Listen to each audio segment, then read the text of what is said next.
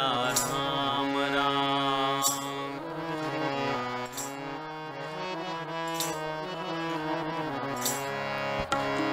बोलो सीता राम राम, बोलो राजा राम राम।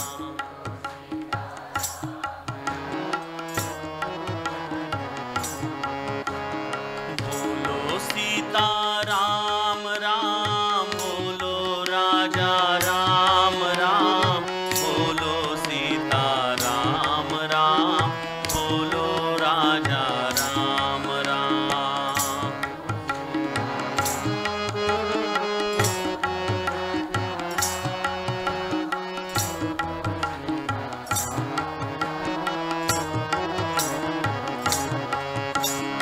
बोलो सीता राम राम, बोलो राजा राम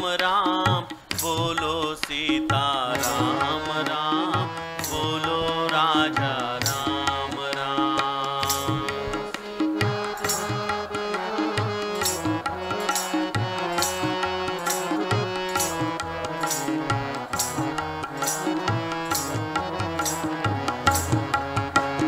बोलो सीता राम राम, बोलो राजा राम राम।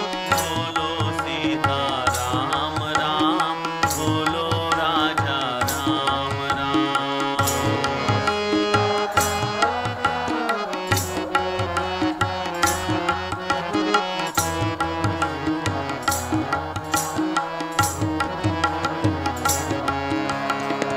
बोलो सीता राम राम, बोलो राजा राम राम।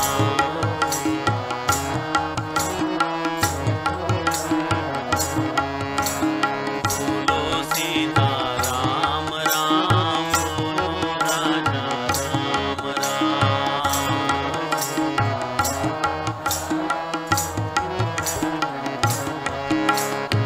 बोलो सीता राम राम, बोलो राजा राम राम।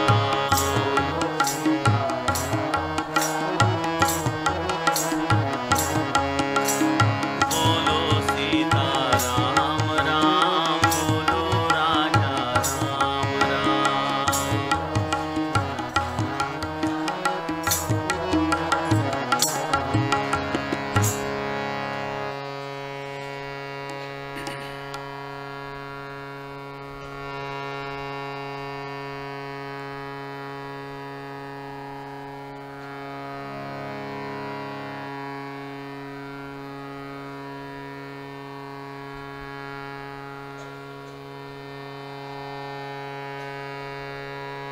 जय जय रघुवीर समर्थ। जयाचा जनी जन्म, नामार्थ झाला। जयाने सदा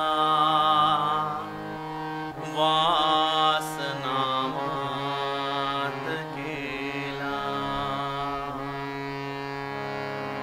जयाच्या मुखी सर्वदा नाम कीर्ती। नमस्कार त्या ब्रह्म चैतन्यमूर्ती।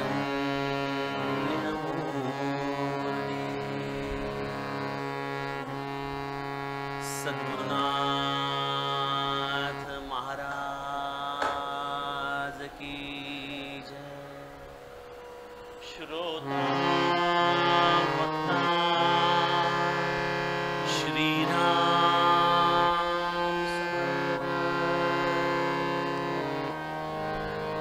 जय जय रघुवीर समर्थ।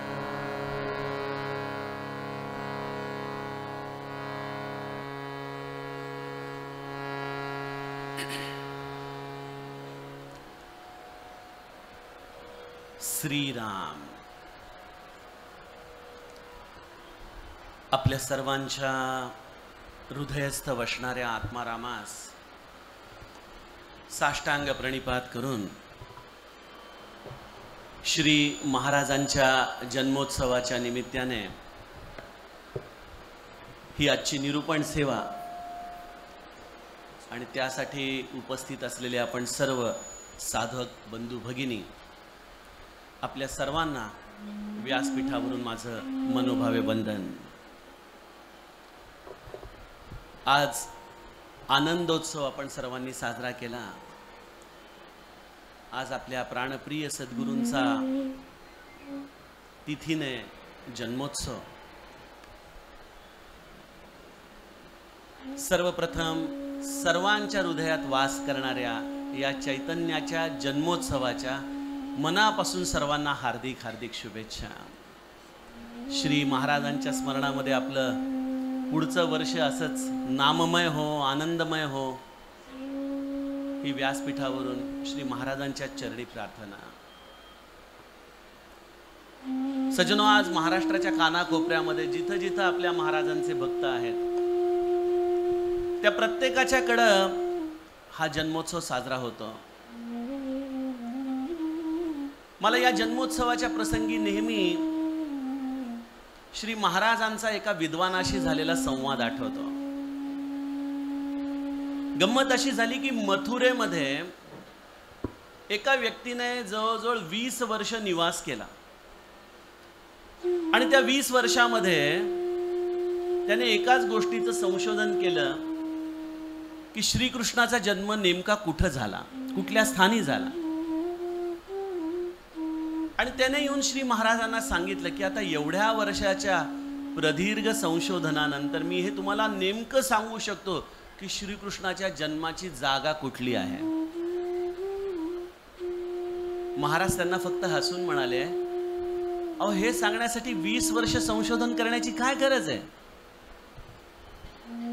मी तुम्हाला सांगतो, श्रीकृष्ण हा मथुरेला कुठं जन्माला आला हे शोधण्यापेक्षा श्रीकृष्ण हा भक्ताच्या हृदयात असलेल्या प्रेमामध्ये जन्माला येतो। हे तुम्ही लक्षात घ्या। ज्याच्या हृदयामध्ये प्रेम आहे त्याच्या हृदयात श्रीकृष्ण प्रगटतो। आपण म्हणतो ना उपासनेमध्ये, प्रेमात राम रमतो, प्रेमाला मोल ना जगा माझी। हाची सुबोध गुरूंचा गुरुरायाला तहान प्रेमाची। जन्मोत्सव पूज्य बाबांच्या भाषेमध्ये सांगायला जावं, जर तो भावनेशिवाय केला नाही तर ती देखील एक प्रकारे शारीरिक कवायत जशी असावी त्याप्रमाणे पारमार्थिक कवायत व्हायला नको। आपण सगळं काही करू, परंतु माऊली म्हणते, भावे विण भक्ती, भक्ती विण मुक्ती, बळे विण शक्ती बोलू नये। भावनेशिवाय खरोखर हे सर्व कधी कधी व्यर्थ वाटतं, परंतु हे सगळं करायचं, निश्चित करायचं, आनंदाने करायचं। खरं तर तो अजन्म आहे, त्या अजन्माचा जन्म तो कुठला, होय की नाही। आपण साधू संतांच्या, भगवंताच्या जयंती, जन्मोत्सव साजरे करतो, पण आपण हे देखील म्हणतो की ब्रह्मानंदम परमसुखदम केवलम ज्ञानमूर्तीम। ते ब्रह्मानंद आहेत, ते अद्वैत असं परमतत्व आहे। मग या अद्वैत परमतत्वाला जन्म तो कुठला। आणि मग हे सगळं आपण का करतो ह्याचा जर हेतू नीट लक्षात घेतला नाही तर मला वाटतं की आपण देखील कदाचित या कर्मांमध्येच अडकून जाऊन त्या मथुरेच्या व्यक्तीसारखं आम्ही हा जन्मोत्सव 25 वर्ष करत आहोत, कदाचित या अहंकारात तर नाही ना अडकणार। त्यामुळे सज्जनो, का जन्मोत्सव, का उत्सव, काय हेतू आहे, त्याला कशाचीच गरज नाहीये। तो अजन्म आहे, तो निर्लेप आहे, तो निर्विकार आहे, तो निराकार आहे।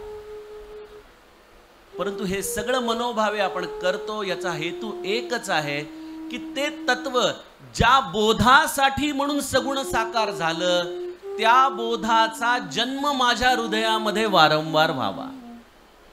तो ज्या बोधासाठी आला, ज्या कारणासाठी तो या भूतलावरती आला. महारुद्र जे मारुती रामदास, कली माझी जे जाहले रामदास, जना उद्धराया पुन्हा पुन्हा प्राप्त होते. नमस्कार त्या ब्रह्मचैतन्य मूर्ती. श्री महाराज परत आले. इतकंच नव्हे तर वाणी रूपानी पुन्हा 13 वर्षांनी आले. महाराजांना कोणी विचारलं की महाराज, आपण परत येण्याचं काय प्रयोजन, किम निमित्तम? महाराज म्हणाले, नाम घेण्याची माझी इच्छा पूर्ण झाली नाही म्हणून मी पुन्हा आलो म्हणाले. सज्जनो, संत स्वतःकडे लहानपण घेऊन पुन्हा पुन्हा येतात, पुन्हा पुन्हा अवतरतात एकाच कारणासाठी की हे जे सनातन तत्व आहे, जे त्रेतायुगामध्ये वसिष्ठांनी रामाला दिलं, जे संत परंपरेने तुकामाईंनी ब्रह्मचैतन्याला दिलं आणि ते आम्हाला ब्रह्मचैतन्याकडून प्राप्त झालं, ते हे नामाचं सनातन तत्व, त्या नामाचा बोध, त्या नामाचं महात्म्य आमच्या हृदयामध्ये अधोरेखित व्हावं म्हणून जन्मोत्सव आहे. त्याला जन्मोत्सवाची गरज नाही, जन्मोत्सवाची गरज मला आहे.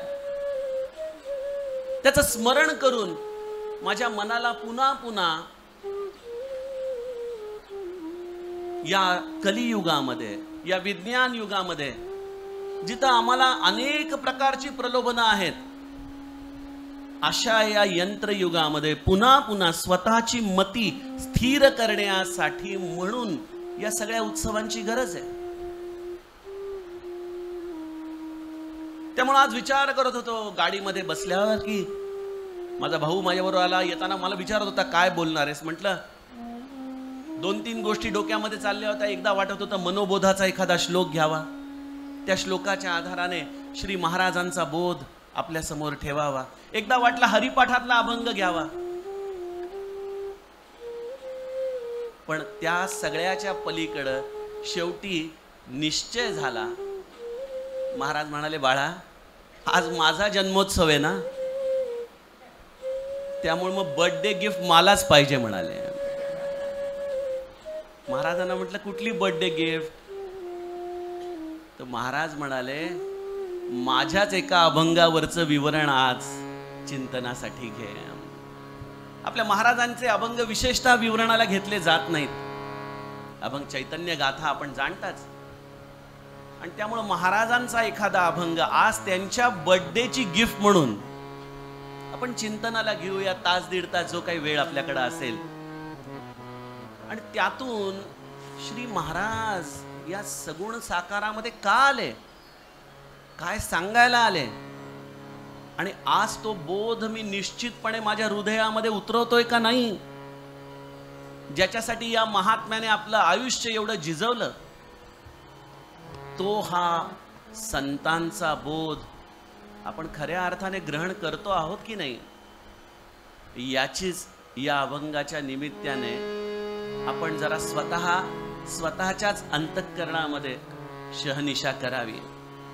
बघा, समर्थांना स्वगुण परीक्षा फार आवडायची. स्वतःची परीक्षा घ्यावी. श्री महाराज म्हणायचे, माझा परमार्थ हा एकाने एकाशी खेळायचा खेळ आहे. इथं दुसऱ्याची गरज नाही. आपणच आपल्या हृदयामध्ये उतरून या सगळ्या बोधाचा अभ्यास करावा आणि त्यातून श्री महाराजांनी घेतलेल्या या सर्व कष्टांचा आपण चीज खऱ्या अर्थाने करत आहोत का, याचा थोडासा आपणच आढावा घ्यावा. म्हणून अगदी निश्चिंत मनाने बसा.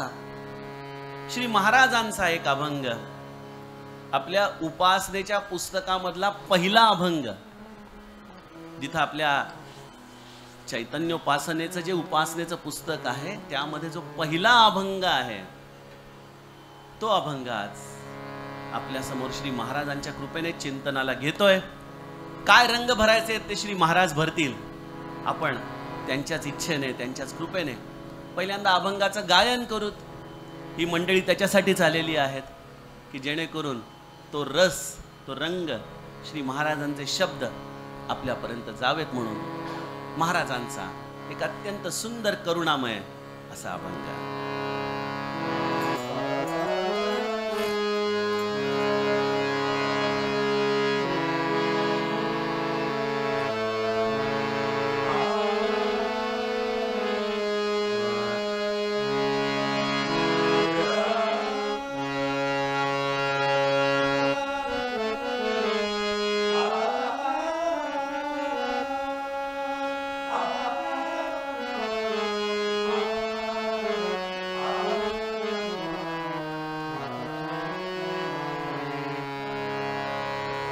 काय माझा रामा पाहतोसी अंत,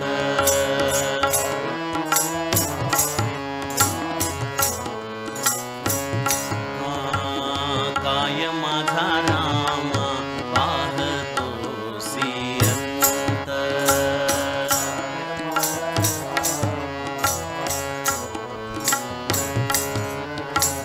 कायमी पतीत करू आता,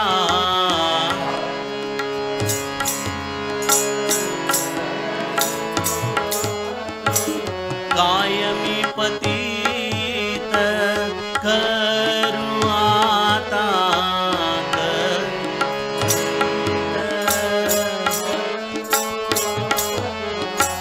करू आता, काय माझा रामा पाहतोसी अंत.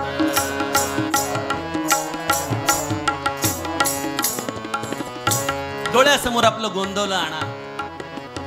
थोरल्या राम मंदिराची अशी संध्याकाळ असेल, कदाचित कातर वेळ असेल, गोरज आकाशामध्ये उडत असेल, शेतकरी आपल्या गायींना पुन्हा गोठ्याकडे घेऊन येत असतील आणि अशा कातर वेळेला कदाचित महाराज रामाच्या समोर डोळ्यामध्ये अश्रू आणून उभे असतील. काय मनामध्ये चलबिचल चालली असेल कल्पना नाही, पण त्या दिवशी रामाला पृच्छा करावीशी वाटत असेल महाराजांना. आणि महाराजांचे हे उत्स्फूर्त रामासमोर आलेले शब्द रामाला ते विचारतायत, काय माझा रामा पाहतोसी अंत, काय मी पतित करू आता. रामा, का रे माझा अंत बघतोयस? अरे या कलियुगामध्ये पतित झालेलो मी, काय करू मी? हतबल आहे तुझ्या समोर.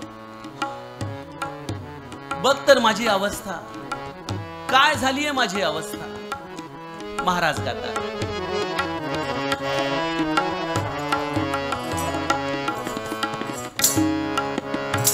हिरा टाकोनिया गारा देसी हाती,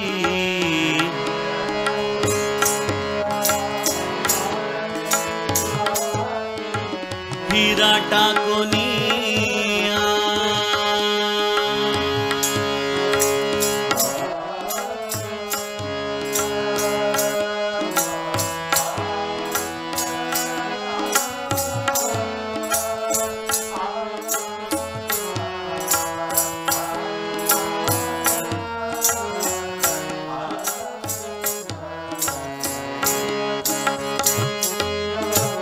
गारा देसी हाती, हिरा टाकोनिया गारा देसी हाती, तेथे माझी मती काय चाले.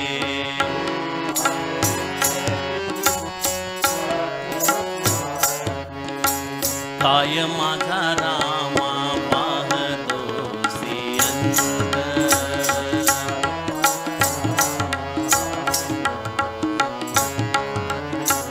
काय माझा रामा पाहतोसी अंत. महाराज म्हणतायत रामाला, अरे रामा, काय मी पतित करू आता. ही आपल्या अंतःकरणामध्ये ही बुद्धी भ्रमित होण्याच्या माग सगळ्यात मोठं कारण आहे हे आपलं संचित पाप, आणि त्यामुळे आपली बुद्धी भ्रमित होते. आपल्याला आपलं हित कळत नाही.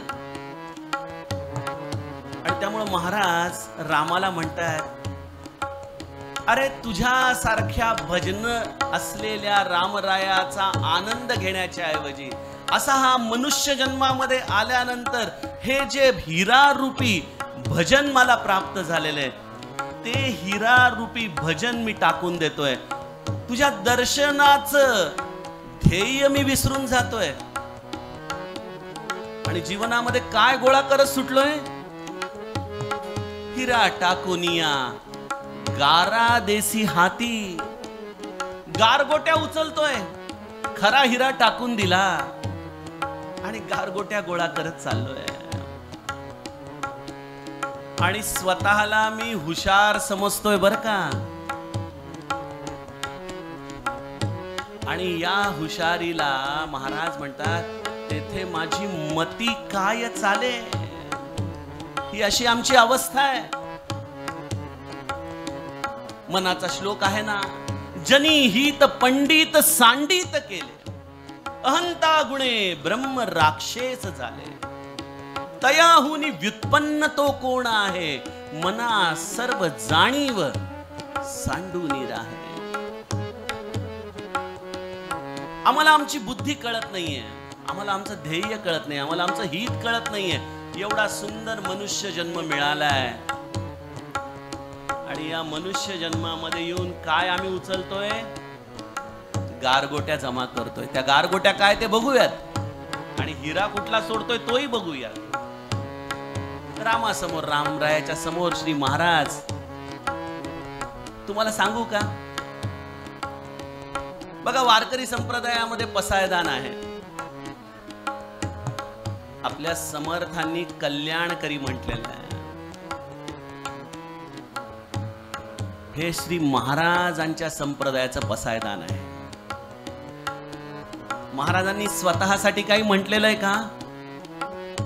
अहो, ज्याच्या अणुरेणूमध्ये नाम भरलेलं आहे, पायाच्या पोटरीला कान लावला, हृदयाला कान लावला, ज्याच्या रोमारोमामध्ये नाम भरलंय, जो भजनापासून कधी वेगळाच झाला नाही, तो स्वतःसाठी म्हणतोय का ही अवस्था? मग कोणासाठी म्हणतोय? आमच्यासाठी. रामाला विनवणी करताय. याचं कारण एकच आहे.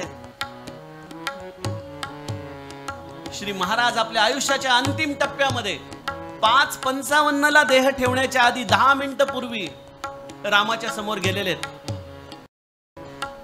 साष्टांग दंडवत घातला. सगळं शरीर गात्र काष्ठवत होत चालली. विचार करा, शरीर प्राण सोडण्याच्या आधी 10 मिनिटं आणि रामाच्या समोर वंदन करून म्हणतात, रामा ही माझी शेवटची सेवा बर का.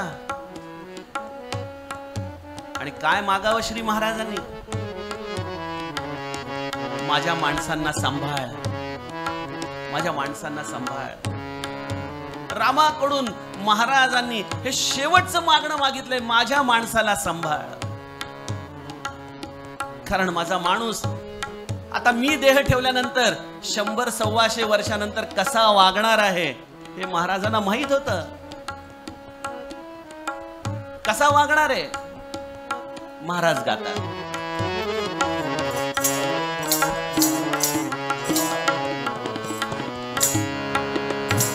सोडोनिया नाम दाखवीसी काम,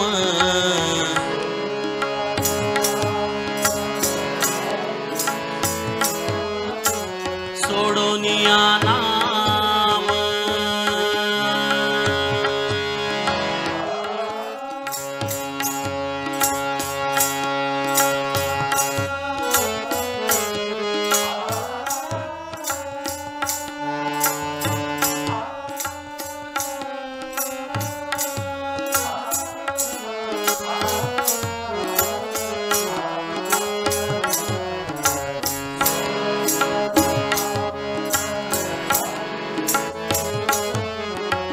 गाडी माझा भ्रम राम राया,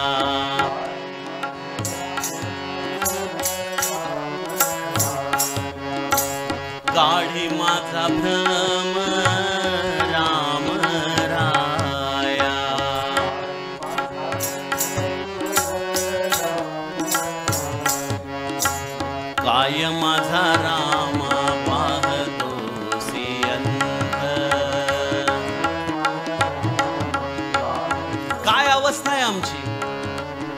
आज श्री महाराज देहातून जाऊन 111-12 वर्ष होत आली. सजनो, आमच्यापैकी आपण आपल्या स्वतःची परीक्षा घेऊन बघावी. सोडोनिया नाम दाखविसी काम. आम्हाला राम हवाय का रामापासून मिळणारं सुख हवंय? रामापासून मिळणारं लौकिक सुख हवंय. आणि त्यासाठी आम्ही प्रत्यक्ष हा सुखधाम याचा त्याग करायला निघालेलो आहे. आमच्या इच्छांना अंत नाही आणि त्या सुखधामाच्या देण्याला देखील अंत नाही. परंतु जर तो प्रत्यक्ष सुखधामच आम्ही प्राप्त करून घेतला तर, तो प्रत्यक्ष पूर्ण कामच आम्ही घेतला तर, जेणेकरून सगळ्या कामना या निर्वृत्त होतील, अशी जर माझी अवस्था झाली तर. पण ती आमची बुद्धी आम्हाला काही केल्या तसं मागणं मागू देत नाही. श्री महाराज एका प्रवचनामध्ये म्हणतात आपल्या की उद्या जर राम तुमच्या समोर खरंच उभा राहिला आणि म्हणाला माग, काय मागालो रामाकडं? आहे का लिस्ट तयार? विश लिस्ट, बकेट लिस्ट आहे तयार? रामाच्याकडं काय मागायचं हे देखील सद्गुरू शिकवतो आपल्याला. आपण तेच मागावं जे महाराजांनी मागितलंय. काय मागितलंय महाराजांनी?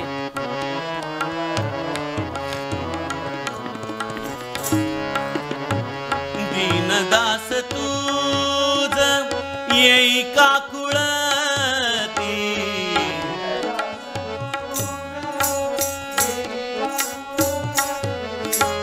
दीनदास तुझ येई काकुळती,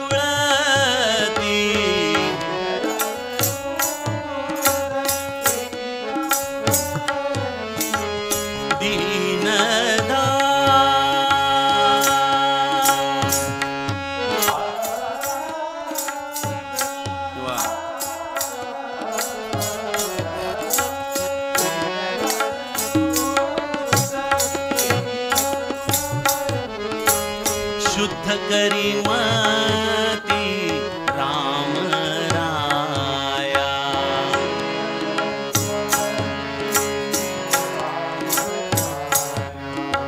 शुद्ध करी मती राम राया,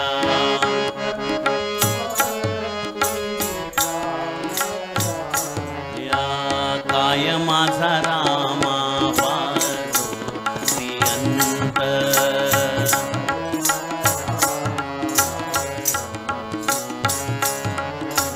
कायमी पतित करू आता,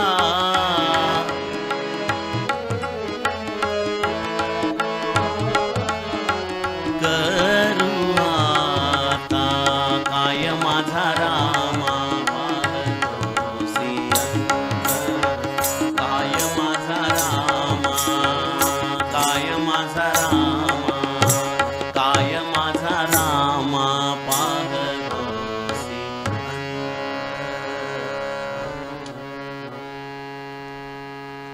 सज्जनो, श्री महाराज रामाच्या पुढे हे प्रार्थनेतून अत्यंत काकुळतीला येऊन मागणं मागतायत. आणि कोणासाठी मागतायत? आम्हा सारख्या लोकांसाठी. अपराधी जन सुकतची गेले, सुकतची गेले, तुझा तूची सावरी दयाळा कल्याण करी रामराया. हे पसायदान आहे आपल्यासाठी मागितलेलं, ज्यामध्ये महाराज म्हणतायत दीनदास तुझ येई काकुळती, शुद्ध करी मती रामराया. माझी बुद्धी शुद्ध कर. रामाला हे श्री महाराजांनी 125 वर्षापूर्वी मागणं मागितलंय. आणि या अभंगामध्ये 2 वेळेला मती हा शब्द आलाय बरं का. तेथे माझी मती काय चाले, शुद्ध करी मती, मती, मती. आणि ती रामाला मागितलेली आहे. कारण बुद्धी दे रघुनायका. ते बुद्धीचं कार्य हे रघुनायकाचं आहे. ज्ञानेश्वरीमध्ये माऊली म्हणते, परमात्म्याच्या सगवळ जो हृदयस्थ परमात्मा आहे त्याच्याजवळ सगळ्यात निकट जर काही असेल तर ती मानवाची बुद्धी वास करते. या बुद्धीचं कार्य आहे निश्चय करणं. जसा एखादा ड्रायव्हर निश्चय करतो की आता मला याच रोडनी जायचंय, तो जेव्हा त्या रोडनी जायचा निश्चय करतो तेव्हा त्याचं ध्येय हे निश्चित ठरतं. मनुष्य जन्माला आल्यानंतर मी काय वागावं, कसं वागावं, काय करावं, आमच्या प्रत्येकाची क्रिया जर कशाने निश्चित होत असेल तर ती आमच्या बुद्धीने निश्चित होते. ही बुद्धी आम्हाला क्रियाशील करते, कृतिशील करते. ही बुद्धी आम्हाला जीवन कसं जगायचं हे सतत सांगत राहते. आणि या बुद्धीची अवस्था आज या 100-125 वर्षानंतरच्या काळानंतर काय झालेली आहे बघा. मेडिकल सायन्स कितीही पुढे गेलं तरी कदाचित ते सिटी स्कॅन करू शकेल, तुमच्या मेंदूला काही आजार नाही इथपर्यंत ते सांगू शकेल, परंतु तुमचा मेंदू बुद्धी भ्रष्ट झाली आहे हे कुठलं मशीन दाखवू शकेल? कोण सांगू शकेल? पण संतांच्या डोळ्यामध्ये ते एक्सरे मशीन रामाने पहिलेच बसवून दिलं होतं. महाराज म्हणायचे ना, माझ्याकडे आलेल्या माणसाच्या मनात काय चाललंय हे त्याला कळत नाही, ते मला कळतं. कितीतरी उदाहरण आहेत चरित्रामध्ये की आलेली व्यक्ती काहीतरी मनामध्ये हेतू घेऊन येते आणि महाराज त्या हेतूला तो सांगण्याच्या आधीच त्याचं उत्तर देऊन टाकताय. सज्जनो, या अभंगाची निर्मिती कधी झाली असेल हा तर संशोधनाचा भाग आहे, तो माझा प्रांत नाही. हा महाराजांनी लिहिलेला अभंग आहे, निश्चित आहे. दीनदास तुझं येई काकुळती, हा दीनदास ही महाराजांची खूण आहे. पण मी सहज चरित्रामध्ये अवलोकन करत होतो, विचार करत होतो आणि माझ्या मनात आलं की आयुष्याच्या अंतिम टप्प्यामध्ये जे पूज्य बाबांनी चरित्रामध्ये महाराजांचं वर्णन केलेलं आहे ते जर प्रसंग तुम्ही थोडेसे बारकाईने निहाळले तर तुम्हाला या अभंगाची निर्मिती त्या चरित्राच्या प्रसंगांमध्ये कुठेतरी सापडून जाईल. बघा काय होतं, 1913 साल जसं उजाडलं ना तसं महाराज येणाऱ्या जाणाऱ्या प्रत्येकाला सांगायचे, सांभाळा रे बाबांनो स्वतःला, काळ फार वाईट येणारे, कुठेतरी फार मोठं युद्ध होणार आहे, महागाई भडकणार आहे.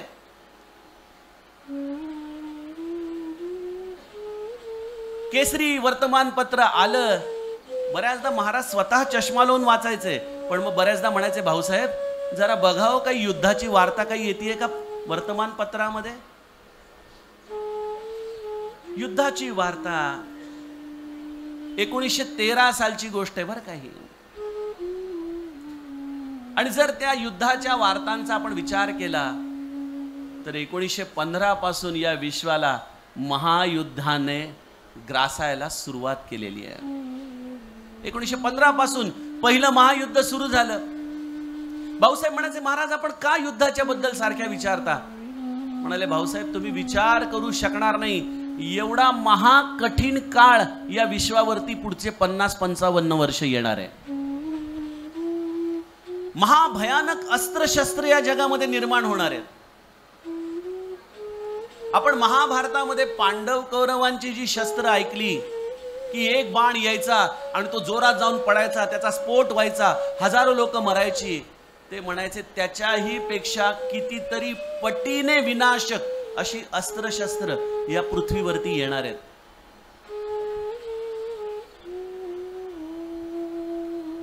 बघा, हे श्री महाराजांच्या मनामधली भीती नव्हती, ही वास्तविकता श्री महाराजांनी बोलून दाखवली आहे. दर नवीन वर्ष आपण कुठं ना कुठेतरी जगामध्ये युद्धाच्या सावटाखालीच व्यतीत करतोय. आज ते युद्ध आपल्या घरापर्यंत आलं नाही म्हणून आपल्याला त्याची जाणीव होत नाही, परंतु ज्यांनी मध्यंतरी झालेले इस्रायल आणि गाझा पट्टीमधले एकमेकांवरचे हल्ले बघितले असतील, जिथं अनेक निरपराध लोक होरपळून निघत होते,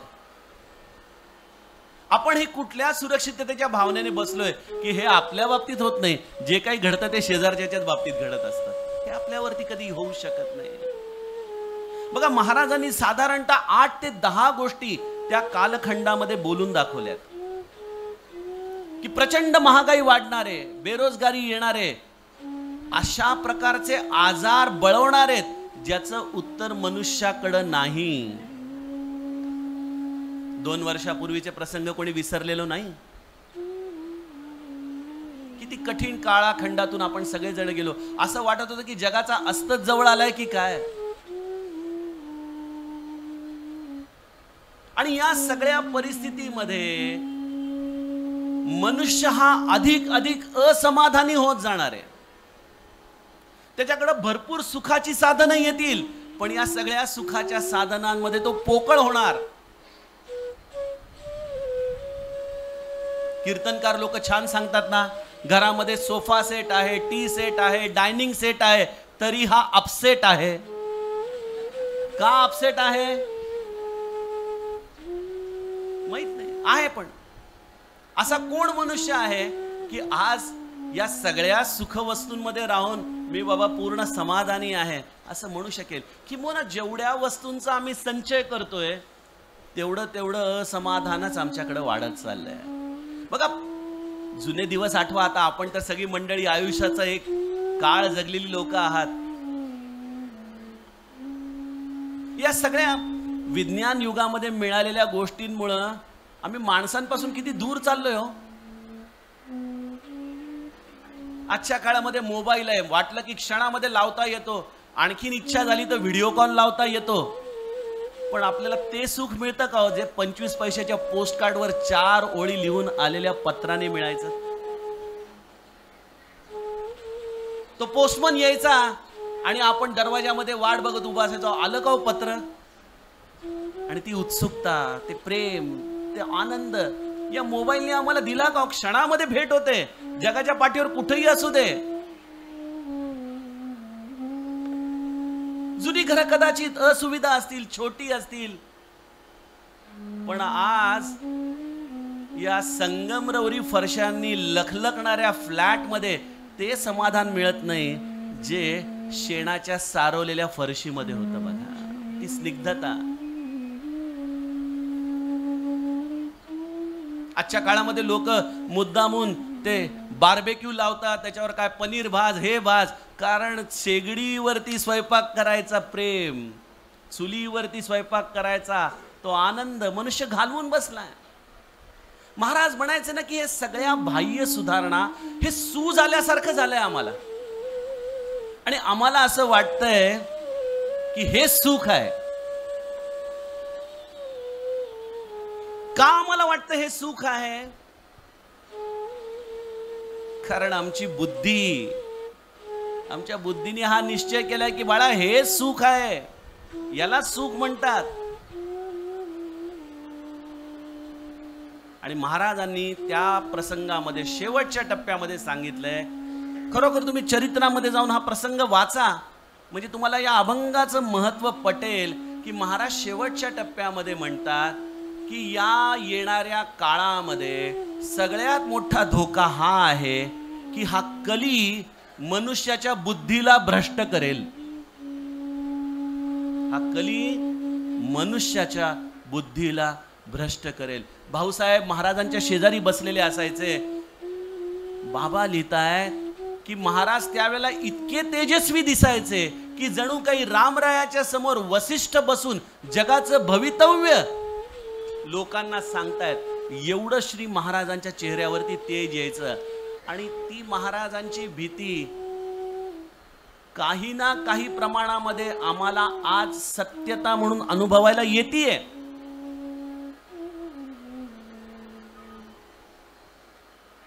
दासबोधाच्या आधाराने सांगायला जावं तर 43,20,000 वर्षाचं एक कल्प, त्याच्यामध्ये 4,32,000 वर्षाचं कलियुग. हे कलियुग जे चाललेलं आहे ते 4,32,000 वर्षाचं आहे. आणि त्यामध्ये किती वर्ष संपली आहेत आता? 5,000 वर्ष फक्त संपली. किती वर्ष यायची आहेत? 4,27,000 वर्ष कलियुगाची यायची आहेत. आणि 100 वर्षामध्ये आम्ही एवढे सुखापासून दुरावलो. मला सांगा 4,32,000 वर्षानंतर काय परिस्थिती असेल? कुठं जाणार आहोत आपण? आणि आपल्याला हे भोगायचंय बरं का, सुटका नाहीये आमची. आम्हाला असं वाटेल की अरे आपण तर चाललोय, आपलं काय जग बुड, आपण गेलो जग बुडालं, काय फरक पडतो? तुम्ही परत येणार आहातच ना, पॅसेंजर आहात. आणि हे सगळं परत तुम्हाला घ्यायचंय. आणि तेव्हा जाताना काय होणार आहे? 15व्या अध्यायामध्ये भगवंत सांगतो ना की हा प्राण म्हणजे एखादा वायू आहे.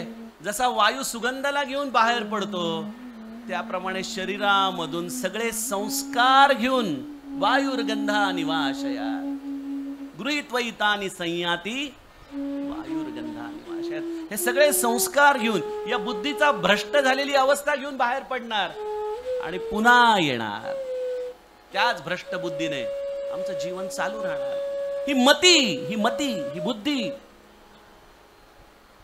आणि हे रूट कॉज आहे आमच्या असमाधानाचं. या कलियुगामध्ये हा कली नेमका राहतो कुठं? आपण ती गोष्ट तर ऐकलेलीच आहे भागवतामध्ये, त्याची वेगवेगळी ठिकाणं सांगितलेली आहेत. मी त्याच्यामध्ये जात नाही, परंतु एका वेगळ्या पद्धतीने, आधुनिक पद्धतीने या 4 युगांची जी रचना सांगितली जाते, त्यामध्ये सत्ययुगात देव स्वर्गामध्ये होते, राक्षस पाताळात होते. बरंच अंतर होतं. देव स्वर्गात आणि शत्रू पाताळात. सत्ययुग संपलं, त्रेतायुग सुरू झालं. रामराया आला. राम अयोध्येमध्ये, शेजारच्या देशामध्ये लंकेमध्ये रावण म्हणजे शत्रू जवळ आला. जो वेगवेगळ्या लोकांमध्ये राहत होता तो एकाच लोकात आला, शेजारच्या देशामध्ये आला. ठीक आहे. मग आलं द्वापार युग. कौरव आणि पांडव, मूळतः यादव, एकाच घरात जन्माला आले, सख्खे चुलते. शत्रू आणखीन जवळ आला. कलियुगात कुठे आहे शत्रू?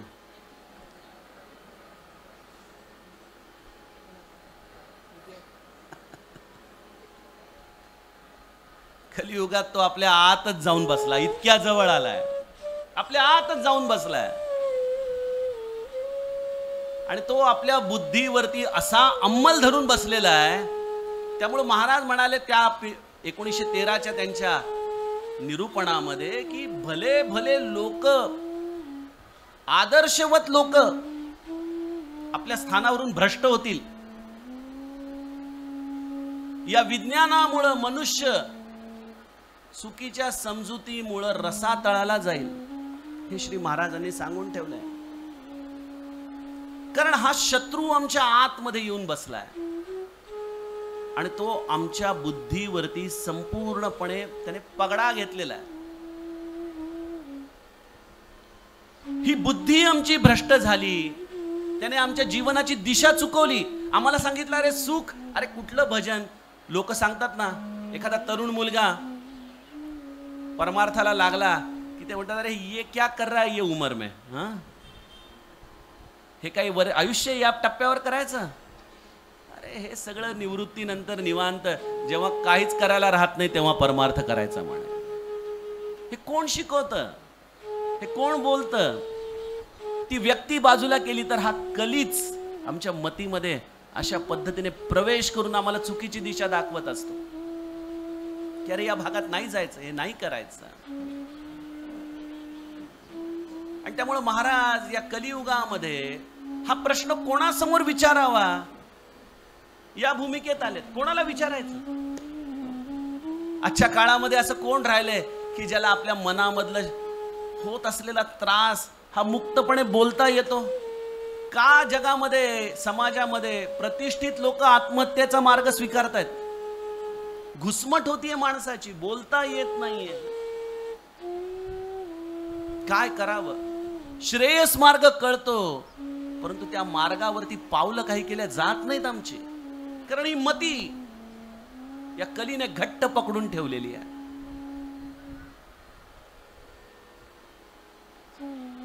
म्हणून महाराज आपल्याला सगळ्यांना सर्वप्रथम मार्ग सांगतात की तुम्ही जे काही मागायचं असेल तर ते केवळ आपल्या रामाकडं मागावं. ही रामाला मनापासून प्रार्थना करावी, तळमळून प्रार्थना करावी. हा पहिला या अभंगाचा सूत्र आहे की जरी सगळे आधार तुम्हाला सावल्यांसारखे वाटत असले तरी एक सनातन आधार तुमच्या जीवनामध्ये निरंतर तुमच्या गुरुरूपाने, प्रभू रामचंद्रांच्या रूपाने तुम्हाला निश्चित मिळालेला आहे. तुम्ही जर त्याला मनापासून आळवलं तर त्या रामाला काय अशक्य आहे?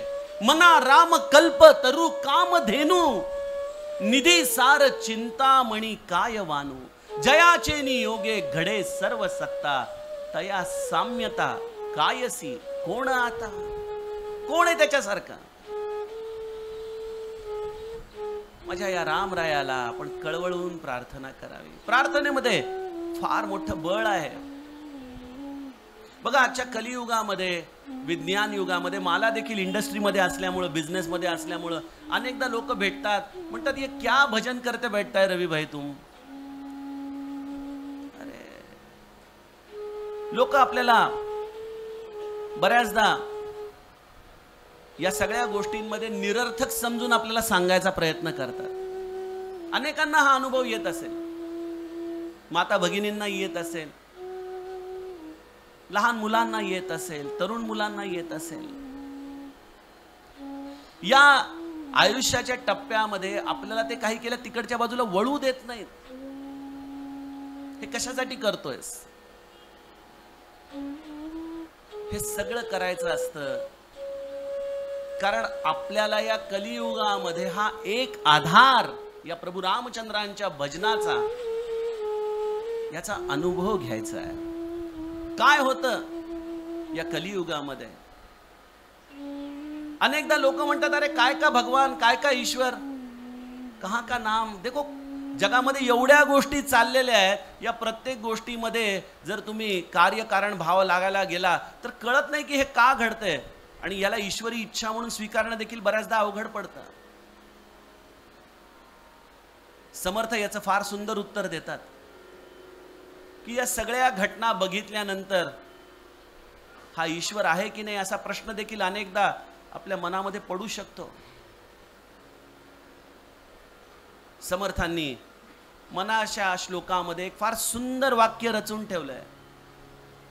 तये द्रुपदी कारणे लागवेगे, त्वरे धावतो सर्व सांडूनी मागे. द्वापार युगामध्ये तये द्रुपदी कारणे लागवेगे, द्रौपदी जेव्हा अत्यंत अनन्यतेने श्रीकृष्णाला हाक मारतीये तेव्हा श्रीकृष्ण त्वरे धावतो सर्व सांडूनी मागे.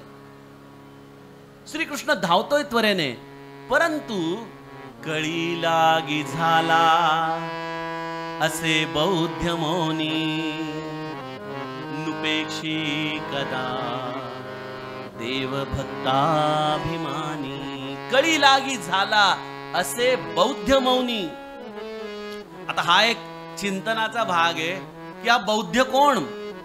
अनेक लोक सोयीस्कर रीत्याने त्याला बुद्ध करून टाकतात, त्याला बुद्ध म्हणतात. बुद्ध हा आपल्याला तो आपला प्रांत नाही त्यामुळे आपण त्यात नको जायला, पण बौद्ध मौनी याचा जर विचार केला तर मला गुरुकृपेने असं वाटतं की कलियुगामध्ये भगवंताचा अवतार आहे, परंतु तो मौन आहे.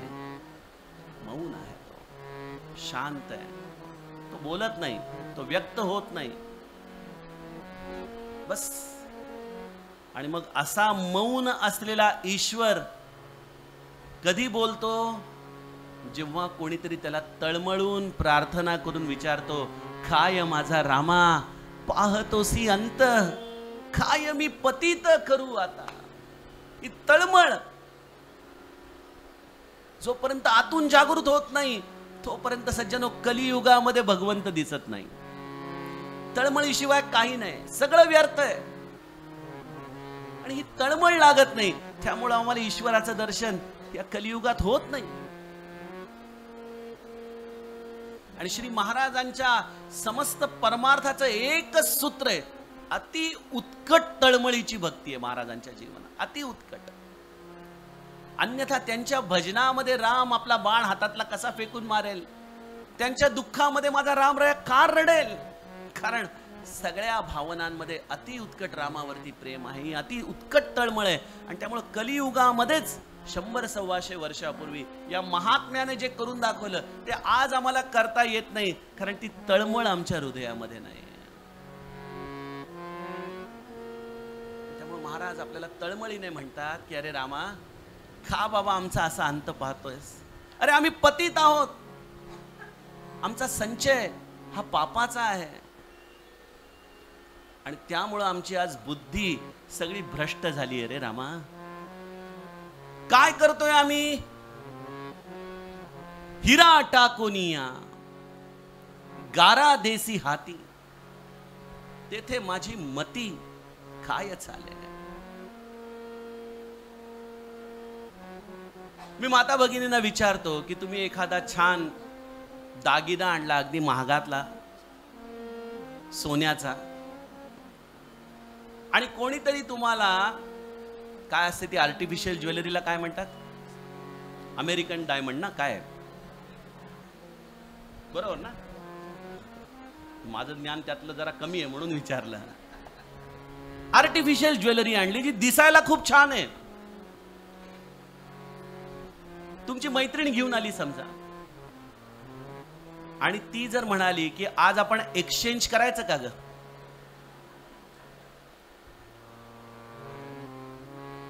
किती जण करतील हो? कोणी नाही. म्हणजे आपण हुशार आहोत, आम्हाला कळतं खरं काय. मग इथंच काय झालं? हिरा टाकोनिया गारा देसी हाती. आम्ही मात्र या जीवनामध्ये खरा हिरा काय आहे हे विसरून गेलो. काय खरा हिरा याची आम्हाला कल्पनाच नाही. काय ध्येय आहे आमच्या जीवनाचं आम्हाला कळत नाही. अनेक लोक मला म्हणतात, गुरुचं काय जीवनात, कशाला पाहिजे गुरु? सज्जनो, आम्हाला सद्गुरूने काय दिलं सांगा बरं? बाकी भौतिक गोष्टी सोडून द्या क्षणभर, एक कुठलं तरी असं पारलौकिक ध्येय आम्हाला सद्गुरूच्या कृपेनेच मिळालं. तो जर नसता तर आम्हाला ते कदापि कळू शकलं नसतं. आणि ते ध्येय म्हणजे हे जीवन ज्या भौतिक सुखांसाठी आपण जगतो तेवढ्यापुरतं ते मर्यादित नाही, त्याच्या पलीकडे जीवन आहे, पारलौकिक सुखासाठी जीवन आहे, त्या प्रभू रामचंद्राच्या प्राप्तीसाठी जीवन आहे. जेव्हा आम्ही प्रवचन वाचली तेव्हा आम्हाला कळालं की मनुष्य जन्माचं ध्येय हे ईश्वर प्राप्ती आहे, भगवत प्राप्ती आहे. हे आम्हाला कुठल्या कॉलेजने शिकवलं होतं का? तुम्हाला कुठल्या शाळेमध्ये शिकवलं होतं? हे कुठल्या मित्रांनी सांगितलं होतं? हे तर मान्य करूयात आज जन्मदिवसाला की महाराज हे वाक्य आम्हाला केवळ तुमच्या प्रवचनांमुळे कळालं की मनुष्य जन्माचं ध्येय हे ईश्वर प्राप्तीसाठी आहे, त्याच्यासाठी जगायचं आहे, त्याच्यासाठी म्हणून आम्ही जन्माला आलोय. हा आपल्या जीवनाचा खऱ्या अर्थाने हिरा आहे.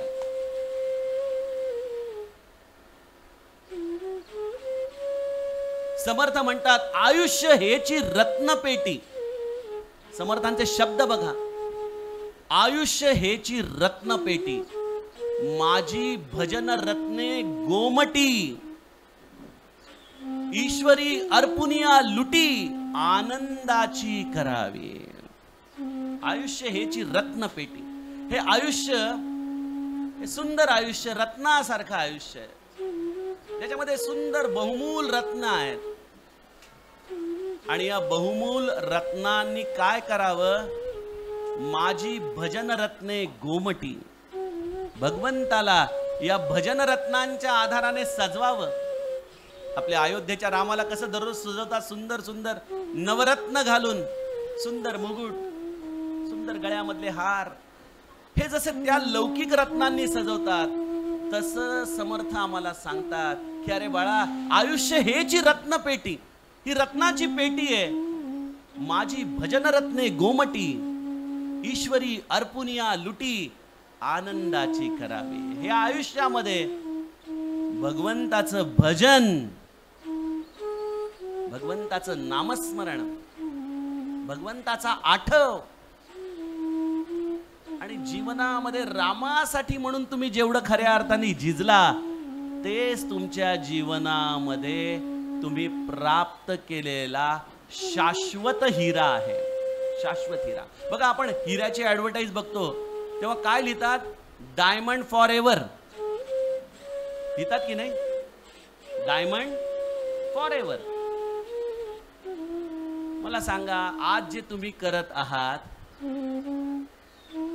ज्या गारगोट्या जमा करतोय आम्ही, आपल्या गारगोट्यांचं स्वरूप तरी बघितलंय का? बघा, काही लोकांना शंख शिंपले गोळा करायची मूलभूतच आवड असते. अगदी पोताभर त्यांच्याकडे त्यांनी साठवून ठेवलेलं असतं. अशा आपण अनेक गारगोट्या जमा करत राहतो. आपणच आपला एक खेळ मांडतो आणि त्या खेळामध्ये गुंतत जातो. बघा, जुन्या काळी सायकल होती तेव्हा सिग्नलला थांबलो की वाटायचं कधीतरी बजाजची एखादी स्कूटर घ्यावी. बजाजची स्कूटर घेतली, मस्त अगदी आनंदात बसलो. सिग्नलला आलो तर मारुती 800 शेजारी येऊन उभी राहिली. अजूनही थोडा प्रयत्न करूयात. मारुती 800 घेतली विकत, तर तोपर्यंत एअर कंडिशन कार आल्या. एअर कंडिशन कार घेऊन आपलं मन तृप्त करत नाही तोपर्यंत नवनवीन मॉडेल्स येऊन बाजारात उभे राहिले. याला अंत नाही. आम्ही एक सोडतोय, दुसरं घेतोय, दुसरं सोडतोय, तिसरं घेतोय. गारगोट्यांच्या मागे गारगोट्या जमा करतोय आणि त्यासाठी EMI भरावे लागतायत म्हणून ओव्हरटाईम करतोय, वेगवेगळे जॉब करतोय, आणखीन 2 पैसे कुठून मिळवता येतील हे सगळं करतोय. परंतु यापैकी कोणी आपली गाडी घेऊन वरती गेलेलं बघितलंय का? गाडीमुळे अनेक जण वरती गेलेत, पण गाडी घेऊन कोणी वरती गेलेलं नाही. या ज्या सगळ्या गोष्टी आम्ही जमा करतो आहोत, यापैकी कुठलीही गोष्ट त्या ठिकाणी गेल्यानंतर एनकॅश करता येत नाही.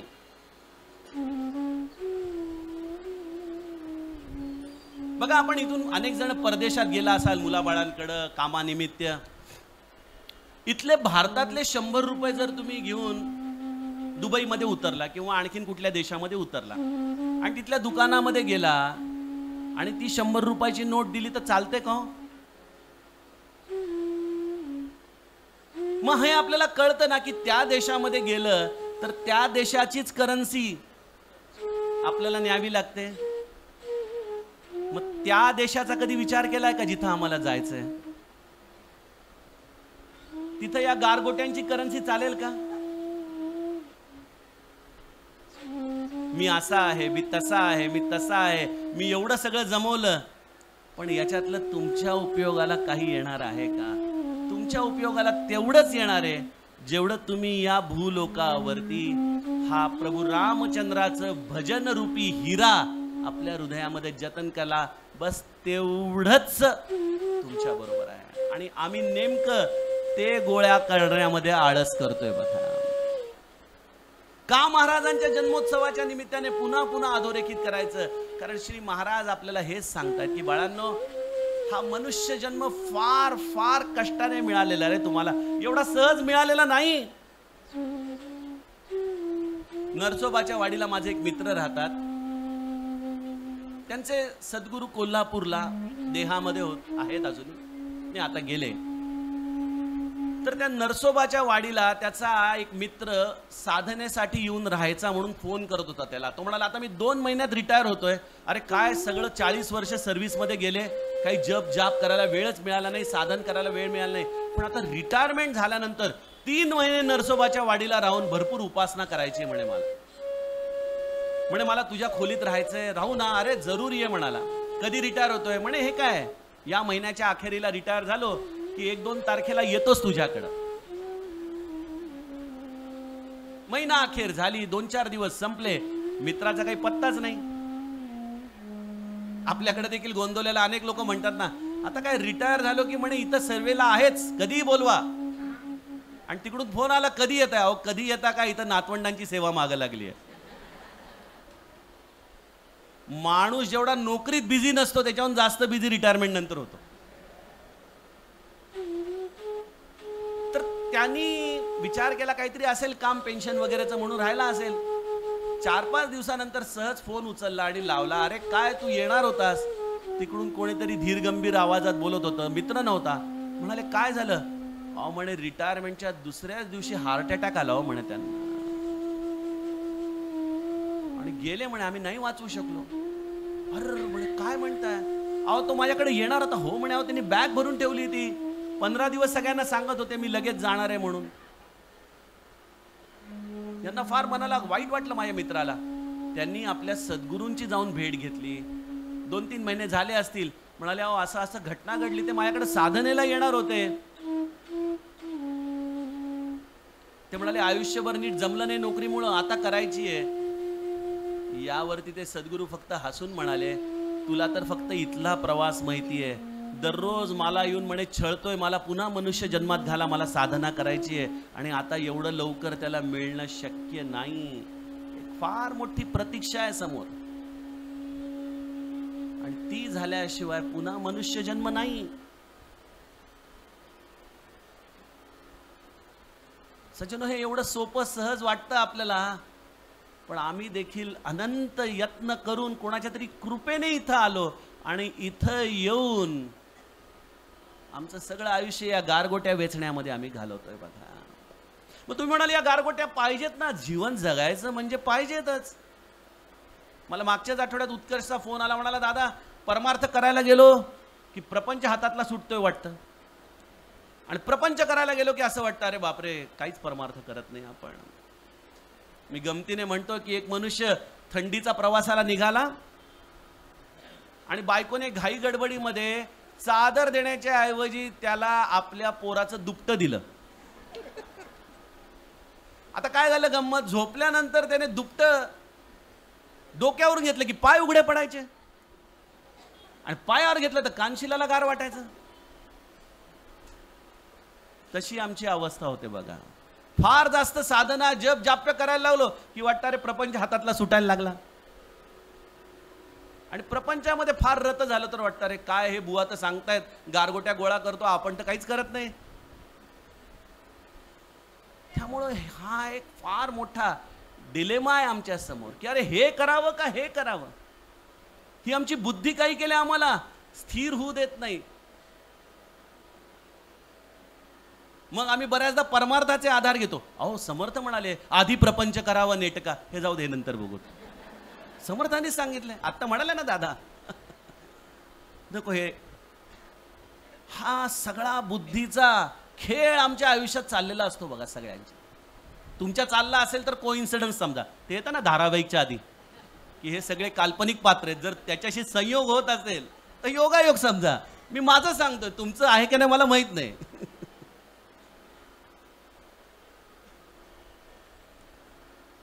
पण गंमत अशी आहे की इथं सद्गुरू आमचा मध्ये येतो बघा. का सद्गुरू व्हावा? कारण महाराज म्हणतात तुम्ही फक्त नाम घ्या, बाकी मी सर्व सांभाळतो. कोण देणार ही गॅरंटी? कोण देणार? कोणी आहे असं जगामध्ये? तुम्ही नामस्मरण करा, तुम्ही तुमचा प्रपंच माझ्यावर सोपवा, तुमच्या कल्पनेपेक्षा मी चांगला करून दाखवतो. कोण देतं ही गॅरंटी? पण आमची गंमत कशी आहे बघा, ही बुद्धी कसा त्रास देत असते आम्हाला. आता मी स्वतः चांगली ड्रायव्हिंग करतो गाडीची, आणि हा माझा मित्र माझ्याबरोबर किंवा आमचा संग्राम असतो गाडी चालवायला शेजारी, तो गाडी चालवत असतो, मी शेजारी बसलेलो असतो आणि मी उगीच आपले पाय हलवत असतो खाली. आता मी जागेवर उड्या मारून काही फायदा आहे का? किंवा अरे थांब थांब थांब, अरे डावीकडे घे, अरे उजवीकडे घे. तो बसलाय, स्टिअरिंग त्याच्या हातात आहे, सगळं त्याच्या हातात आहे, त्याला कळतंय गाडी कशी चालवायची. मी इथं उड्या मारून काही उपयोग आहे का? पण जसं आपण पटाईत ड्रायव्हर गाडी चालवताना अशी अवस्था होते, तसे आम्ही पटाईत प्रापंचिक आहोत.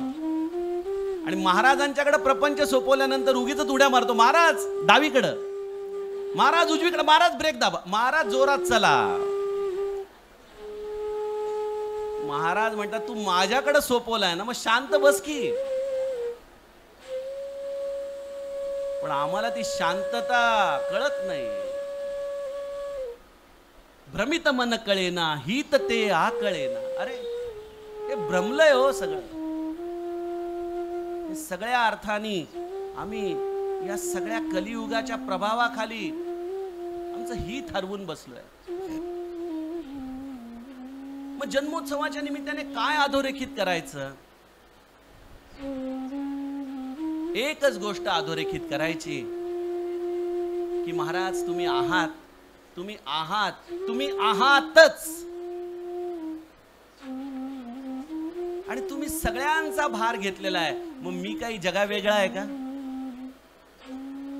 मी तुम्ही सांगितलेलं नाम जेवढं जमेल तेवढं प्रेमाने घेईन आणि माझं जीवनाचं इति कर्तव्य मी तुमच्या इच्छेवर सोपवीन. हा बोध आपल्या जीवनात कुठेतरी घट्ट लिहून ठेवला तर जन्मोत्सवाचा काहीतरी तुम्ही सुंठोडा घेतला बघा.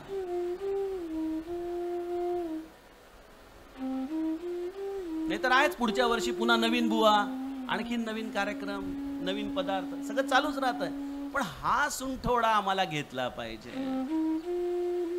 आणि महाराज काय म्हणतात, प्रपंच हा होत असतो, परमार्थ करावा लागतो.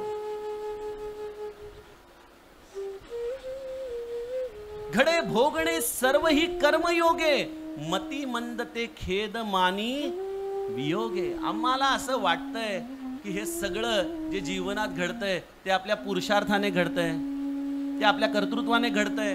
हे सगळे आमचे मनाचे भ्रम आहेत जे आमच्या बुद्धीमध्ये बसलेत. सज्जनो, हे सगळं तुमचं पूर्वसंचित, हे प्रारब्धाचं असलेलं एक एक कोडं उलगडत चाललेलं आहे. फक्त तुम्हाला त्या त्या दिवशी ते दिसतंय. तुम्हाला माहिती होतं का 50 वर्षापूर्वी तुमचा डोंबिवलीमध्ये 2 BHK चा फ्लॅट असेल, ही गाडी असेल. हे त्या त्या वेळेला उलगडत गेल्या त्या गोष्टी सगळ्या. पण प्रारब्ध हा शब्द देखील फार कठीण आहे समजायला. भगवद्गीता तर सांगते की कर्माची गती समजणं अवघड आहे बाबा. मग काय करावं? हे प्रारब्ध कर्म हे सगळं फार अवघड ना समजायला. त्याला छान नाव द्यावं, महाराजांची इच्छा. महाराजांची इच्छा. आणि ते जरी प्रारब्धाने घडणार असलं तरी आपण ती महाराजांची इच्छा म्हणावी. आणि ते जे काही घडतं आहे ते माझ्या अंतिम कल्याणाचं आहे, या भावनेने आपण भार सोपून राहावं. म्हणजे या गारगोट्यांमध्ये राहत असताना तुमची ही भावनाच तुमचा हिरा होईल, ती भावनाच तुमचं भजन होईल. भजनचा एक अर्थ आहे भरोसा.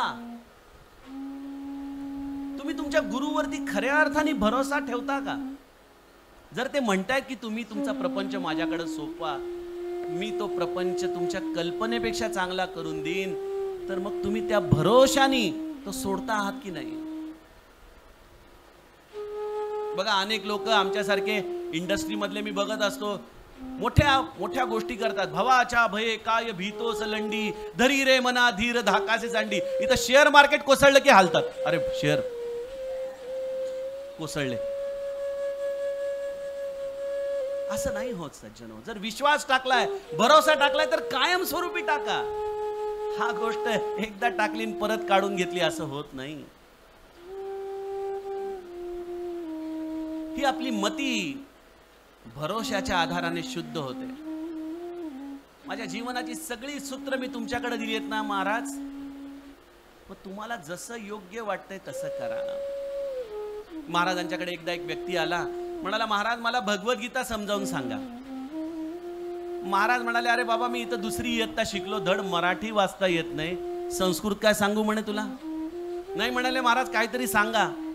महाराजांनी आपली भगवद्गीता घेतली, म्हणाले बाकी काही लक्षात ठेवू नको, हे पहिलं मुखपृष्ठ लक्षात ठेव म्हणाले. काय मुखपृष्ठावर?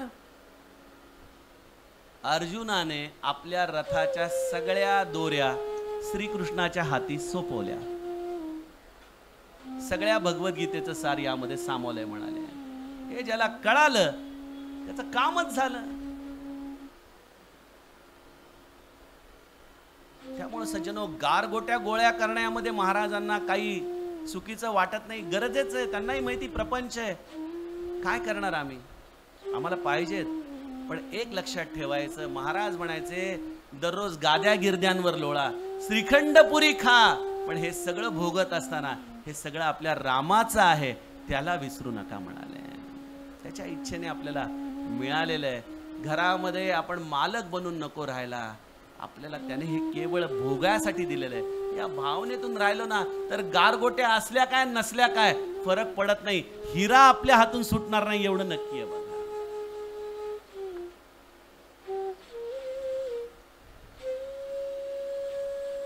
आणि म्हणून महाराज म्हणतात की तुम्ही माझा हात जो धरलेला आहे ना तो फार सुरक्षित हात आहे. इथं तुम्हाला सोडायचं काहीच नाहीये, काहीच सोडायचं नाहीये. फक्त तुम्हाला तुमचा हिरा जतन करायचा आहे, या राम भजनाचा हिरा. आणि मग हा राम भजनाचा हिरा काय करतो? आम्हाला एक अशी अवस्था प्राप्त करून देतो जी अन्यथा आम्हाला कधीच कळाली नसती. सोडून या नाम दाखविसी काम, काडी माझा भ्रम राम राया.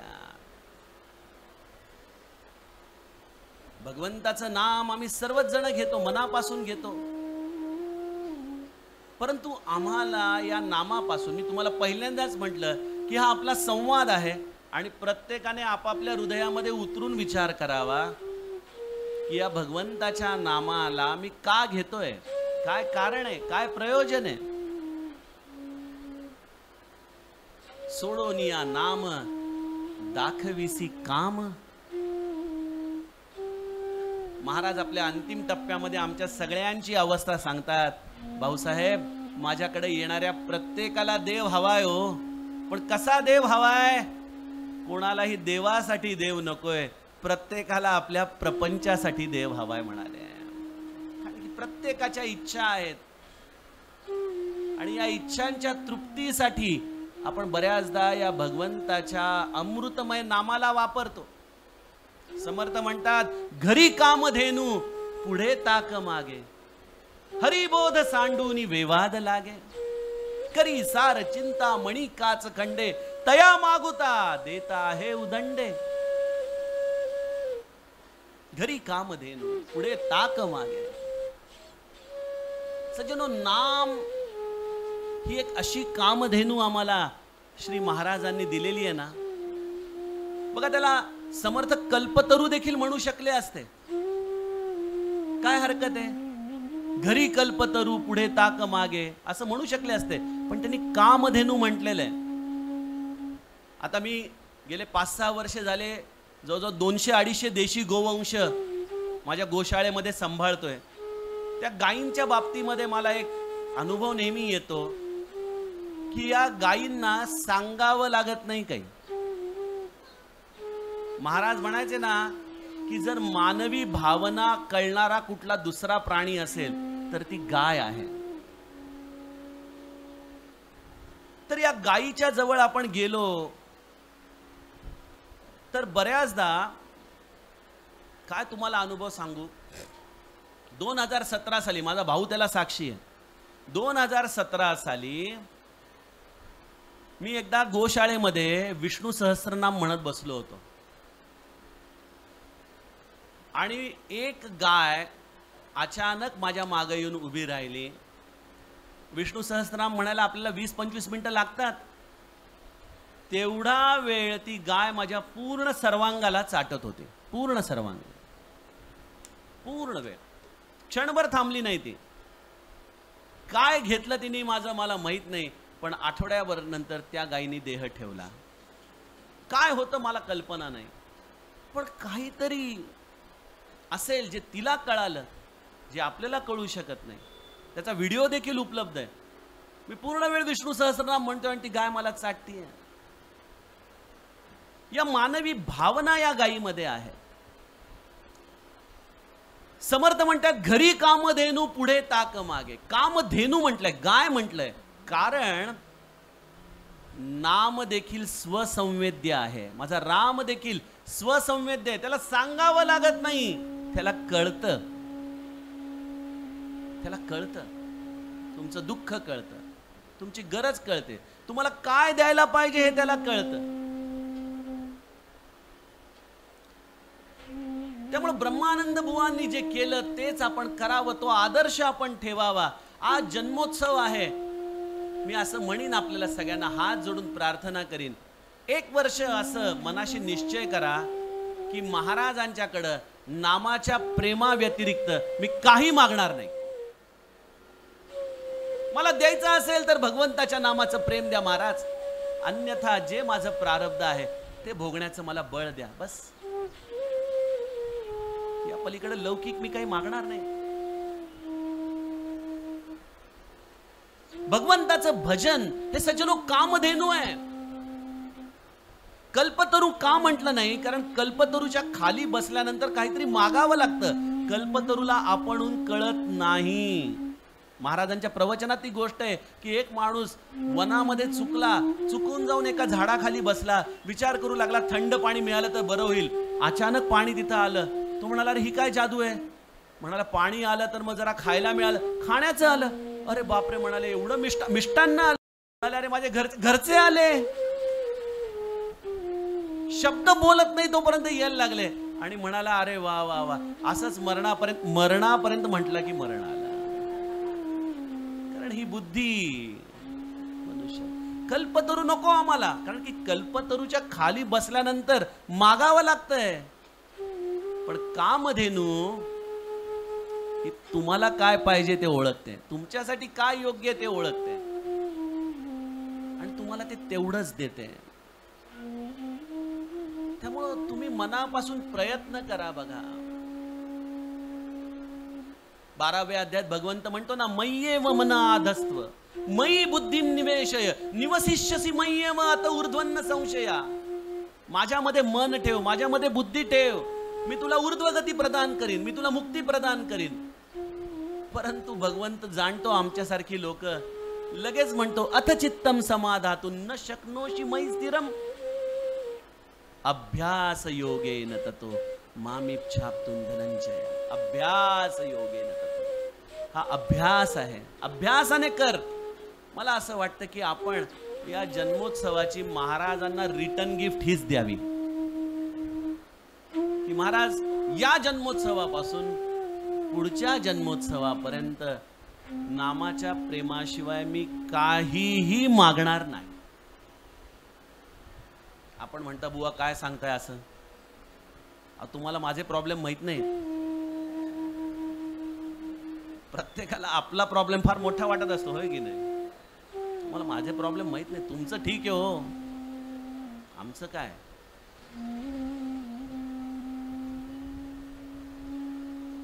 पण सज्जनो मी त्यांच्या साक्षीने तुम्हाला सांगतो, तुम्ही न मागता तुमचे सगळे प्रश्न सुटतील जर तुम्ही भगवंताचं नाम मनापासून घेतलं तर. हे काळ्या दगडावरची रेष आहे. अहो ते गुरुदेव रानडे नामाला किती उंचीवरती घेऊन जातात. गुरुदेव रानडे म्हणाले की नामाने असाध्य रोग बरे होतात, तर हा भवरोग का बरं बरा होणार नाही. आणि हा त्यांचा अनुभव होता. 19व्या वर्षी ज्याच्या जगण्याची आशा सोडून दिलेली आहे, मेंदूचा क्षयरोग, तोही कधी 19व्या शतकाच्या सुरुवातीला 1906 साली.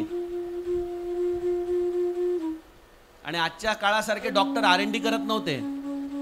सांगून टाकलं काय वाचायची शक्यता. आणि तेव्हा मित्रांनी सांगितलं की तू नामस्मरण कर, नामस्मरणाने रोग बरा होईल. आणि त्यांनी जीव तोडून नाम घेतलं आणि वयाच्या 71व्या वर्षापर्यंत चांगले जगलेले. नामाने तुमचा शारीरिक रोग दूर होऊ शकतो, तर भवरोग का दूर होणार नाही? नाम तुम्हाला तुमच्या कल्पनेशिवायपेक्षा पलीकडे नेऊन देतं. कारण माझा राम मना राम कल्पतरू कामधेनू निधी सार चिंतामणी काय वानू. माझ्या रामाला काही सांगावं लागत नाहीये, त्याच्यावरती तुम्ही प्रेम करा, त्याचं नाम मनापासून घ्या. ते नाम तुमच्या कल्पनेपेक्षा सुख तुमच्या आयुष्यामध्ये तुम्हाला देईल.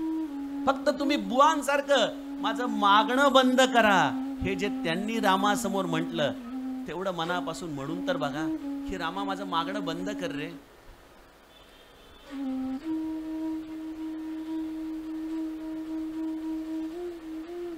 बघा, मनोबोधाचा जर नीट अभ्यास केला तर लक्षात येतं, करी काम निकाम या राघवाचे, करी रूप स्वरूप सर्वा जीवांचे, करी छेद निर्द्वंद्व हे गुण गाता, हरि कीर्तने वृत्ती विश्वास होता.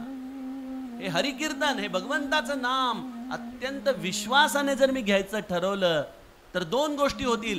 एक, माझी इच्छा निघून जाईल.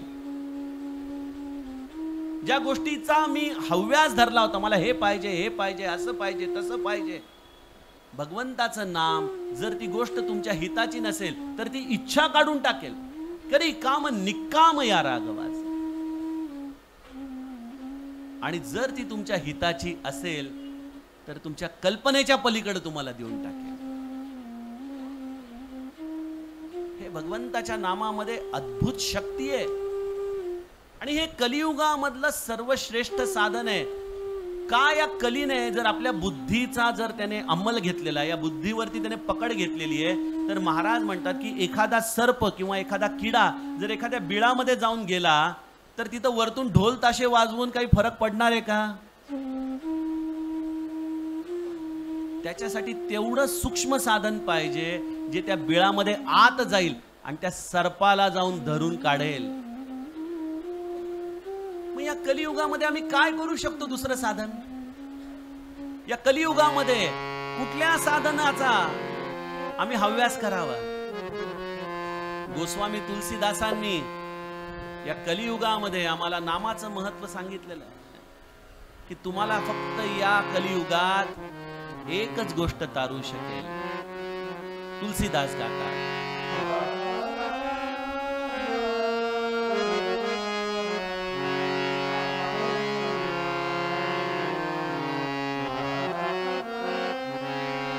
एहि कलिकालन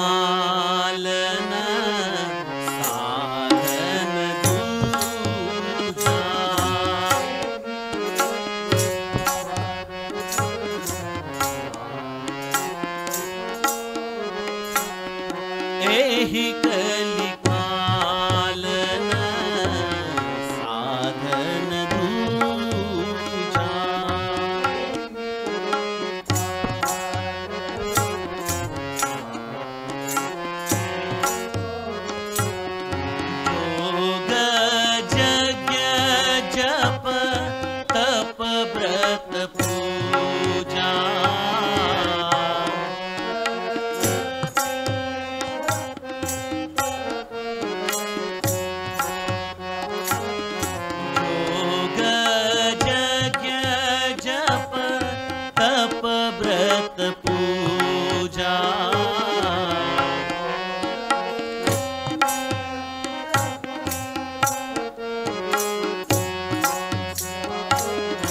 एहि कलिकालन साधन दूजा. गोस्वामी तुलसीदास रामचरित मानसच्या शेवटच्या टप्प्यामध्ये, शेवटच्या दोह्यामध्ये सांगतायत की या कलियुगामध्ये एही कलिकालन साधन दूजा, दुसरं कुठलंही साधन नाही. काय काय साधन आहेत भगवत प्राप्तीची?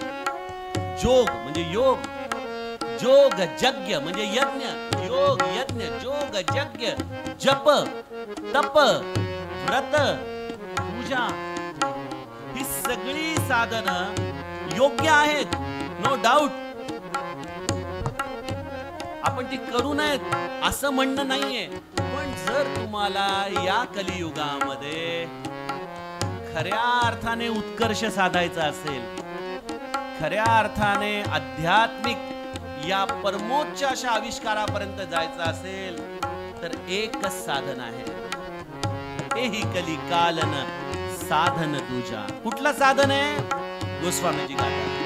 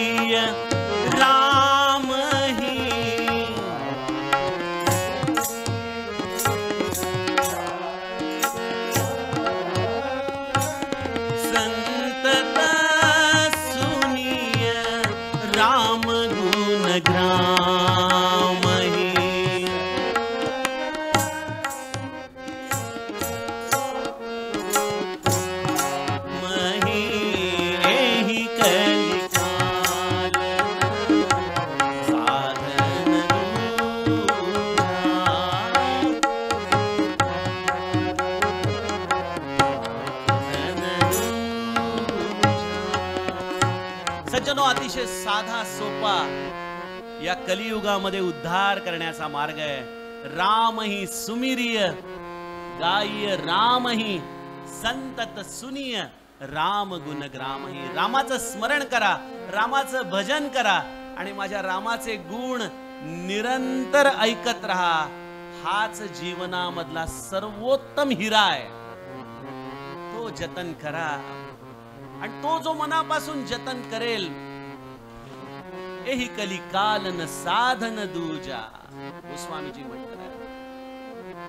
गोस्वामीजी पुढे जाऊन एका ठिकाणी म्हणतात, यही कली काल नाम न दूजा. दुसरा नामाशिवाय दुसरा आधार नाही. सुमिरी सुमिरी उतरही नर पहावा.